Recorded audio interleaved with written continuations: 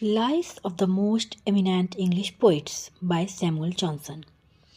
It is Samuel Johnson's greatest critical work. It contains 52 biographies of English poets written at the request of a group of London publishers who were preparing an edition of English poetry. Johnson's life became far more significant than the poetry collection itself. The book is a landmark in English literary criticism, biography writing, and 18th century neoclassical taste. In the 1770s, British publishers planned a poets' collection.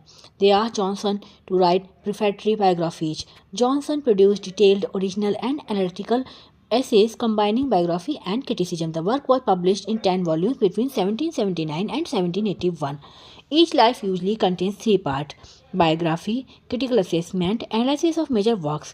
Poets cover some of the most important poets discussed: John Milton, Dryden, Alexander Pope, Joseph Addison, Abraham Cowley, Thomas Gray, Jonathan Swift, Richard Savage, Matthew Prior, Andrew Marvell, and Henry Vaughan. Milton, Dryden, and Pope received the longest and most important lives. And Johnson's criticism is moralistic, balanced, clear, and rational, biased at times. Importance of the work: foundation of modern literary biography, standard of English criticism, historical value, neoclassical taste, famous individual lives: life of Milton, life of Dryden, life of Pope, life of Savage. And Johnson's criticism of metaphysical poets, as in the life of Cowley. The most famous part of Lives is Johnson's description of metaphysical poets, although the term exists before Johnson made it popular. Who are the metaphysical poets? A group of 17th century poets include John Donne, George Herbert, Andrew Marvell, Henry Vaughan, Richard Crashaw, Abraham Cowley. They were known for intellectual wit, complex imagery, and philosophical depth. And Johnson's view of metaphysical poets: their ideas are yoked by violence together. They write more to show their learning than to express feeling. Poetry becomes a performance of wit. Their conceits are strange and unnatural. Their language is harsh and their verse is rugged.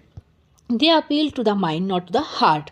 And Johnson's final judgment on metaphysical poets: they were men of great learning. Their originality is undeniable, but their poetry is unnatural. They sacrificed feeling to wit. They valued complexity more than clarity. His criticism reflects his neoclassical preference for order, simplicity, and moral clarity.